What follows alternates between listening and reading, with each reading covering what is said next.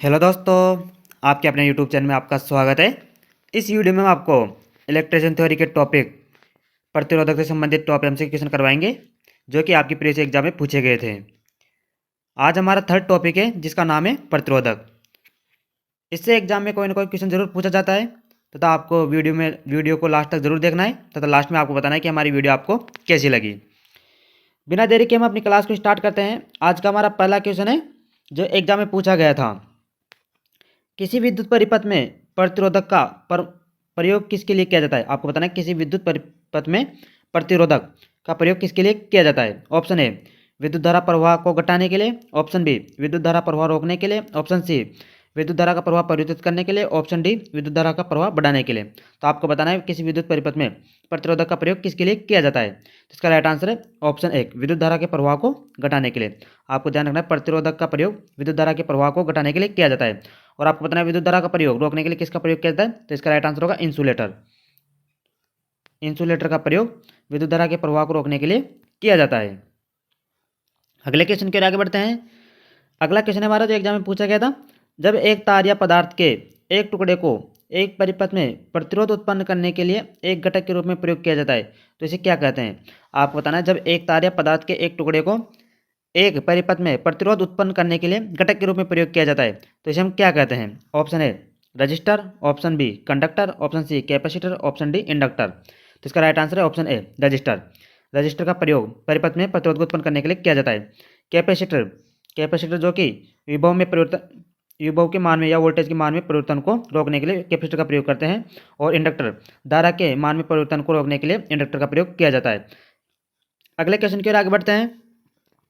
अगला क्वेश्चन है हमारा जो एग्जाम में पूछा गया था, एक अंतर्राष्ट्रीय ओम का मान क्या होता है। आपको बताना है एक अंतर्राष्ट्रीय ओम होता है उसका मान क्या होता है। तो इसका राइट आंसर है ऑप्शन बी 1.000049 एब्सोल्यूट ओम, जो कि एक अंतर्राष्ट्रीय ओम का मान ज्ञात किया जाता है। अंतर्राष्ट्रीय ओम का मान पारे के स्तंभ के द्वारा ज्ञात किया जाता है। आपको ध्यान रखना है अंतर्राष्ट्रीय ओम का मान किसके द्वारा ज्ञात किया जाता है, पारे के स्तंभ के द्वारा ज्ञात किया जाता है। अगला क्वेश्चन हमारा जो एग्जाम में पूछा गया था, ऐसे तार में क्या होगा जिसमें संवाहक में दरार है। आपको बताना है ऐसे तार में क्या होगा जिसमें संवाहक में दरार है, यानी कि तार टूट गया है तो उसमें क्या होगा। तो इसका राइट आंसर होगा ऑप्शन सी अनंत प्रतिरोध। उसमें अनंत प्रतिरोध हो जाएगा। तो इसका राइट आंसर हो जाएगा option C is the right answer. और शॉर्ट सर्किट में आपको बताना है शॉर्ट सर्किट हो जाता है तो उसका प्रतिरोध का मान कितना हो जाता है। अगले क्वेश्चन की ओर आगे बढ़ते हैं। अगला क्वेश्चन है अंतर्राष्ट्रीय ओम जो प्रतिरोध की एक इकाई है उसे कैसे परिभाषित किया जाता है। तो इसे हम पारे के स्तंभ के द्वारा परिभाषित करते हैं। Option A is the right answer. अगले क्वेश्चन की ओर आगे बढ़ते हैं। अगला क्वेश्चन है शॉर्ट सर्किट या लघु परिपथ में प्रतिरोध का मान क्या होगा। आपको बताना है शॉर्ट सर्किट हो जाता है तो प्रतिरोध का मान क्या होता है। Option A 100 ohm, option B 150 ohm, option C 0 ohm, option D अनंत। तो इसका राइट आंसर हो जाएगा option C 0 ohm. Short circuit में प्रतिरोध का मान कितना हो जाता है, 0 ओम हो जाता है। अगले क्वेश्चन की ओर आगे बढ़ते हैं। अगला क्वेश्चन है प्रतिरोधक की क्षमता की ऐसा यूनिट क्या है। आपको बताना है प्रतिरोधक क्षमता की ऐसा यूनिट क्या होती है। Option A hertz, option B ohm, option C voltage, option D ampere. तो इसका राइट आंसर है ऑप्शन बी ओम। प्रतिरोधक की ऐसा इकाई जो कि ओम होती है। अगले क्वेश्चन के आगे बढ़ते हैं। अगला क्वेश्चन है हमारा जो एग्जाम में पूछा गया था, प्रतिरोध एक सर्किट में किसका विरोध करता है। आपको बताना है प्रतिरोध होता है वो सर्किट में किसका विरोध करता है। ऑप्शन ए ऊर्जा का प्रवाह, ऑप्शन बी शक्ति का प्रवाह, ऑप्शन सी वोल्टेज का प्रवाह, ऑप्शन डी विद्युत धारा का प्रवाह। तो इसका राइट आंसर है ऑप्शन डी विद्युत धारा के प्रवाह का विरोध करता है। अगला क्वेश्चन है हमारा जो एग्जाम में पूछा गया था, पृथ्वी का प्रतिरोध कितना है। आपको बताना है पृथ्वी का प्रतिरोध कितना होता है। Option A 1 mega ohm, option B 20 mega ohm, option C अनंत, ऑप्शन डी लगभग शून्य। तो आपको ध्यान रखना है पृथ्वी का प्रतिरोध जो कि लगभग 0 ओम होता है। तो इसका राइट आंसर होगा option D is the right answer. अगले क्वेश्चन के आगे बढ़ते हैं। प्रतिरोधक के संदर्भ में आपको बताना है प्रतिरोधक के संदर्भ में एसएमडी का पूर्ण रूप क्या होता है। तो इसका राइट आंसर है option E surface mount devices. SMD का पूर्ण रूप होता है surface mount devices. Option E is the right answer. अगले क्वेश्चन के आगे बढ़ते हैं। अगला क्वेश्चन हमारा जो एग्जाम में पूछा गया था, प्रतिरोधक सामग्री के सबसे बाहरी कवच में उपस्थित इलेक्ट्रॉन की संख्या कितनी होती है। आपको बताना है प्रतिरोधक सामग्री के सबसे बाहरी कवच में उपस्थित इलेक्ट्रॉन की संख्या कितनी होती है। तो इसका राइट आंसर है ऑप्शन ए इसके बाहरी कक्षा में इलेक्ट्रॉन की संख्या 1 होती है। और अर्धचालक के बाहरी कक्षा में कितने इलेक्ट्रॉन होते हैं, 4 इलेक्ट्रॉन होते हैं। और जो इंसुलेटर या कुचालक पदार्थ होते हैं उनके बाह्य कक्षा में 8 इलेक्ट्रॉन होते हैं। तो इसका राइट आंसर है option A is the right answer. अगले क्वेश्चन की ओर आगे बढ़ते हैं। अगला क्वेश्चन हमारा जो एग्जाम में पूछा गया था, विद्युत के प्रति शरीर का प्रतिरोध जितना अधिक होगा तो उसका व्यक्ति का नुकसान कितना होगा। तो आपको ध्यान रखना है, विद्युत के प्रति शरीर का प्रतिरोध यदि अधिक है तो धारा का मान उसमें कम होता है, तो इसमें नुकसान भी कम होगा। तो इसका राइट आंसर होगा ऑप्शन 1। आपको ध्यान रखना है, प्रतिरोध जितना अधिक होगा उसमें धारा बहुत कम प्रभावित होगी, तो इसका राइट आंसर हो जाएगा option A is the right answer. तो व्यक्ति को नुकसान भी कम होगा। अगले क्वेश्चन की ओर आगे बढ़ते हैं। अगला क्वेश्चन हमारा जो एग्जाम में पूछा गया था, बड़े मान वाले प्रतिरोधक को किलो ओम या मेगा ओम में व्यक्त करना है। 2800 ओम को रजिस्टर में कैसे व्यक्त किया जाएगा। तो आपको ध्यान रखना है, 2800 ओम को आप क्या लिख सकते हैं, 2.8 किलो ओम, क्योंकि 1 किलोग्राम में 1000 होते हैं, तो 1000 का भाग देंगे तो 2.8 इसका राइट किलो ओम इसका राइट आंसर हो जाएगा। Option C is the right answer. अगले क्वेश्चन की ओर आगे बढ़ते हैं। एक कार्बन प्रतिरोधक में कार्बन का उपयोग प्रतिरोधक को निम्न में से क्या बनाने के लिए किया जाता है। आपको बताना है, एक कार्बन प्रतिरोधक में कार्बन का प्रयोग प्रतिरोधक को निम्न में से क्या बनाने के लिए किया जाता है। ऑप्शन ए अधात्विक और आदर्श पदार्थ, ऑप्शन बी आसानी से उपलब्ध पदार्थ, ऑप्शन सी टिकाऊ पदार्थ, ऑप्शन डी धात्विक पदार्थ। तो इसका राइट आंसर है ऑप्शन ए, अधात्विक एवं आदर्श पदार्थ बनाने के लिए प्रतिरोधक में कार्बन का प्रयोग किया जाता है। अगला क्वेश्चन हमारा जो एग्जाम में पूछा गया था, संपीड़ित कार्बन पाउडर और एक उपयुक्त रेजिन बंधक प्रतिरोधकों को क्या कहते हैं। आपको बताना है, संपीड़ित कार्बन पाउडर और एक उपयुक्त रेसिन बंधक प्रतिरोधकों को क्या कहा जाता है। तो इसका राइट आंसर है ऑप्शन सी, कार्बन कंपोजिशन। इसे हम कहते हैं कार्बन कंपोजिशन प्रतिरोध कहते हैं। Option C is the right answer. अगले क्वेश्चन की ओर आगे बढ़ते हैं। अगला क्वेश्चन हमारा जो एग्जाम में पूछा गया था, सिरेमिक कोशिका पाइप पर हाइड्रोकार्बन वाष्प जमा कर जाने वाले निम्नलिखित में से प्रकार के प्रतिरोधकों में से एक की पहचान करें। आपको बताना है, सिरेमिक कोशिका पाइप पर हाइड्रोकार्बन वाष्प जमा कर जाने वाले निम्नलिखित प्रकार के प्रतिरोधकों में से एक की पहचान कीजिए। तो इसका राइट आंसर है ऑप्शन सी, फिल्म कार्बन प्रतिरोध। फिल्म कार्बन प्रतिरोध होता है। अगले क्वेश्चन के लिए आगे बढ़ते हैं।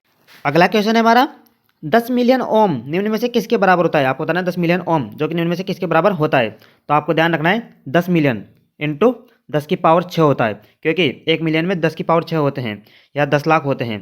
तो आपको ध्यान रखना है, 10 की पावर 6 को हम एम के बराबर मानते हैं, तो इसका राइट आंसर हो जाएगा 10 एम, यानी 10 million. 10 million ohm is the right answer. Option B इसका राइट आंसर होगा। अगले क्वेश्चन की ओर आगे बढ़ते हैं। अगला क्वेश्चन हमारा जो एग्जाम में पूछा गया था, निम्नलिखित में से कौन सी प्रतिरोध बनाने के लिए एक आदर्श सामग्री है। आपको बताना है, प्रतिरोध बनाने के लिए एक आदर्श सामग्री कौन सी है। Option A hydrogen, option B oxygen, option C पानी, ऑप्शन डी कार्बन। तो इसका राइट आंसर है ऑप्शन डी कार्बन। कार्बन जो कि प्रतिरोध बनाने के लिए एक आदर्श सामग्री मानी जाती है। अगला क्वेश्चन है हमारा, चररोधक या वेरिस्टर क्या है। आपको बताना है, चररोधक या वेरिस्टर क्या होता है। ऑप्शन ए एक धारा निर्भर प्रतिरोध CDR, एक वोल्टेज निर्भर प्रतिरोधक VDR, एक वोल्टेज निर्भर डायोड, एक धारा निर्भर डायोड। तो इसका राइट आंसर है ऑप्शन बी, एक वोल्टेज निर्भर प्रतिरोधक या VDR, जिसे हम कहते हैं वोल्टेज डिपेंडेंट रजिस्टर, जो कि वरिष्ठर होता है। तो इसका राइट आंसर होगा option B is the right answer.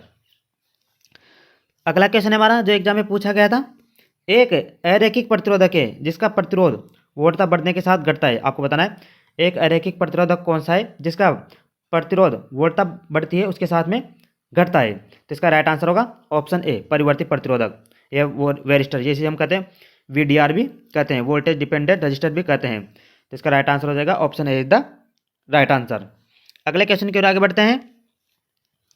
अधिक वोल्टता सुरक्षा के लिए किस तरह के रजिस्टर का प्रयोग किया जाता है। आपको बताना है, अधिक वोल्टता सुरक्षा के लिए किस प्रकार के रजिस्टर का प्रयोग किया जाता है। ऑप्शन ए सेंसिटर का प्रयोग किया जाता है, option B thermistor, option C varistor, option D प्रकाश आधारित रजिस्टर। इसका राइट आंसर है ऑप्शन सी वेरिस्टर। अधिक वोल्टता सुरक्षा के लिए वेरिस्टर नामक रजिस्टर का प्रयोग किया जाता है। अगले क्वेश्चन की ओर आगे बढ़ते हैं। के प्रतिरोध का मान तापमान में परिवर्तन के साथ अत्यधिक परिवर्तित होता है। आपको बताना है, वह कौन सा प्रतिरोध है जिसका मान तापमान में परिवर्तित होता है उसके साथ में अत्यधिक बदलता है। Option A carbon film resistor, option B metal film resistor, option C carbon composition resistor, option D thermistor. तो इसका राइट आंसर होगा ऑप्शन डी थर्मिस्टर। थर्मिस्टर प्रतिरोध का मान जो कि तापमान में परिवर्तन के साथ में अत्यधिक परिवर्तित होता है। तो इसका राइट आंसर हो जाएगा option C is the right answer.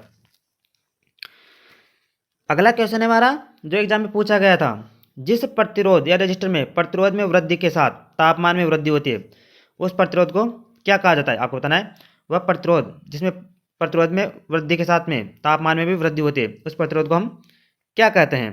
Option A varistor, option B sensistor, option C thermistor, option D LDR। तो इसका राइट आंसर हो जाएगा ऑप्शन बी सेंसिटर।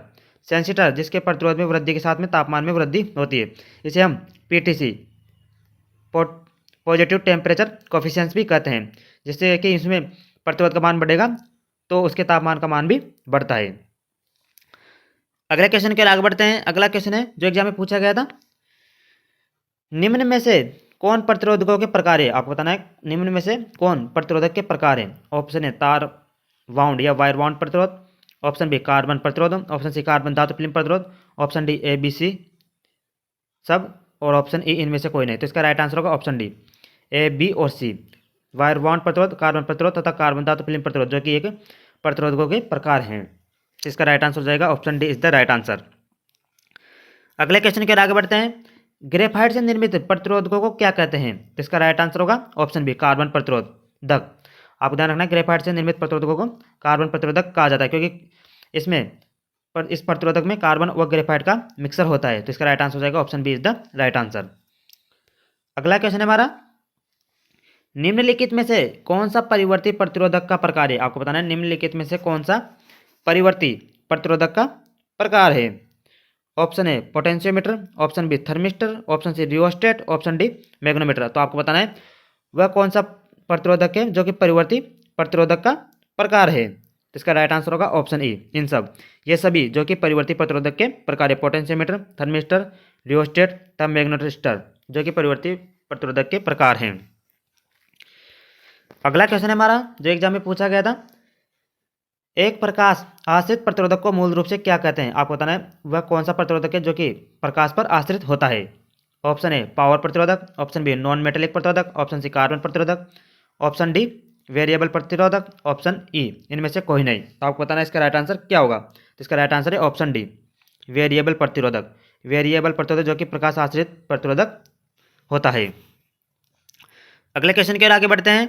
अगला क्वेश्चन हमारा जो एग्जाम में पूछा गया था, निम्नलिखित में से क्या नियत प्रतिरोधक का उदाहरण नहीं है? आपको बताना निम्नलिखित में से कौन नियत प्रतिरोधक का उदाहरण नहीं है। ऑप्शन ए तार वेस्टिड वाउंड प्रतिरोधक, ऑप्शन बी कार्बन पथ प्रतिरोधक, ऑप्शन सी प्रकाश निर्भर प्रतिरोधक, ऑप्शन डी धातु ऑक्साइड या फिल्म प्रतिरोधक। तो आपको बताना है नियत प्रतिरोधक का उदाहरण कौन सा नहीं है। इसका राइट आंसर है ऑप्शन सी प्रकाश निर्भर प्रतिरोधक या एलडीआर, जिसे हम कहते हैं एलडीआर लाइट डिपेंडेंट रजिस्टर, जो कि नियत प्रतिरोधक का उदाहरण नहीं है। क्योंकि आपको ध्यान रखना है जैसे जैसे प्रकाश का इसमें प्रकाश पड़ता है वैसे वैसे इसके प्रतिरोध का मान भी बदलता रहता है, तो यह नियत प्रतिरोध का उदाहरण नहीं है। अगले क्वेश्चन के आगे बढ़ते हैं। अगला क्वेश्चन है हमारा, निम्न में से कौन सा एक प्रकार का प्रतिरोधक नहीं है? आपको बताना है निम्न में से कौन सा एक जो कि प्रतिरोधक का प्रकार नहीं है। ऑप्शन है धातु फिल्म प्रतिरोधक, ऑप्शन बी लकड़ी का प्रकार, ऑप्शन सी कार्बन रचना प्रकार, ऑप्शन डी वायर वाउंड प्रकार। तो इसका राइट आंसर होगा ऑप्शन बी लकड़ी के प्रकार या खास प्रकार का जो कि एक प्रतिरोधक का प्रकार नहीं होता है। अगला क्वेश्चन हमारा जो एग्जाम में पूछा गया था, निम्नलिखित में से किस प्रतिरोधक में प्रतिरोध का मान तापमान में वृद्धि के साथ गैर रैखिक रूप से घटता है? आपको बताना है निम्नलिखित में से किस प्रतिरोधक में प्रतिरोधक का मान के तापमान वृद्धि के साथ में गैर रैखिक रूप से घटता है। Option A varistors, option B sensistor, option C thermistor, option D LDR. तो आपको बताना है इसका राइट आंसर क्या होगा। तो इसका राइट आंसर है ऑप्शन सी थर्मिस्टर। थर्मिस्टर वह होता है जिसमें प्रतिरोध में प्रतिरोध का मान तापमान में वृद्धि के साथ में घटता है। तो इसका राइट आंसर होगा option C is the right answer. अगले क्वेश्चन के आगे बढ़ते हैं। अगला क्वेश्चन हमारा जो एग्जाम में पूछा गया था, निम्नलिखित में से कौन सा विकल्प कार्बन कंपोजिशन रजिस्टर के संयोजनों में से एक नहीं हो सकता है? आपको बताना है निम्नलिखित में से कौन सा विकल्प जो कि कार्बन कंपोजिशन रजिस्टर के संयोजनों में से एक नहीं है, यानी कि जिसमें कार्बन का मिश्रण नहीं है। ऑप्शन ए कणिका यमित पाउडर कार्बन या graphite, option B insulation filler, option C resin binder, option D ceramic rod. तो इसका राइट आंसर है option D ceramic rod. Ceramic rod में कार्बन कंपोजिशन का मिश्रण नहीं होता है। तो इसका राइट आंसर होगा option D is the right answer. अगला क्वेश्चन है हमारा, आमतौर पर किस प्रकार के प्रतिरोध का उपयोग शक्ति परिपथ या पावर सर्किट में किया जाता है? आपको बताना पावर सर्किट में किस प्रतिरोधकों का प्रयोग किया जाता है। तो इसका राइट आंसर है ऑप्शन डी वायर वाउंड प्रतिरोध। वायर वाउंड प्रतिरोध का प्रयोग पावर सर्किट में किया जाता है। अगले क्वेश्चन के आगे बढ़ते हैं। अगला क्वेश्चन हमारा जो एग्जाम में पूछा गया था, निम्नलिखित में से किस प्रकार के प्रतिरोधों में प्रतिदीपन की तीव्रता में वृद्धि के साथ प्रतिरोध घटता है? आपको बताना है निम्नलिखित में से किस प्रकार के प्रतिरोधों में प्रतिदीपन की तीव्रता में वृद्धि होती है, उसके साथ ही उसके प्रतिरोध का मान घटता है।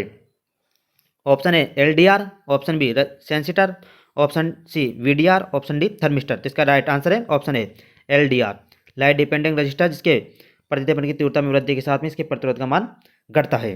अगले क्वेश्चन के आगे बढ़ते हैं। 2 टर्मिनल वाले परिवर्ती प्रतिरोधक को कहते हैं, आपको बताना 2 टर्मिनल वाले परिवर्ती प्रतिरोधक को कहते हैं। इसका राइट आंसर है ऑप्शन डी, वाइपर। वाइपर जो कि 2 टर्मिनल वाले परिवर्ती प्रतिरोधक होता है। अगले क्वेश्चन के आगे बढ़ते हैं। अगला क्वेश्चन हमारा जो एग्जाम पूछा गया था, कार्बन संरचना प्रतिरोधी के रूप में निम्नलिखित में से कौन सा सामान्य प्रतिरोध और बिजली अपव्यय के मूल्य हैं? आपको बताना है कार्बन संरचना प्रतिरोधी के लिए निम्नलिखित में से कौन सा सामान्य प्रतिरोध और बिजली अपव्यय का मूल्य है? तो आपको ध्यान रखना है कार्बन से जो प्रतिरोध निर्मित होते हैं वह 2 वाट तक के होते हैं, 2 वाट से अधिक के नहीं होते हैं। तो 1 वाट इसमें और 1 वाट ई में है, और सामान्य प्रतिरोध मैक्सिमम ए में है। तो इसका राइट आंसर हो जाएगा option A. Option A is the right answer. इसी के साथ आज की वीडियो हमारी यही समाप्त होती है। यदि हमारी वीडियो आपको अच्छी लगी हो तो हमारे चैनल को सब्सक्राइब जरूर करना तथा बेल आइकन को जरूर दबाना। इसी के साथ हम अपनी वीडियो को यहीं समाप्त करते हैं। धन्यवाद।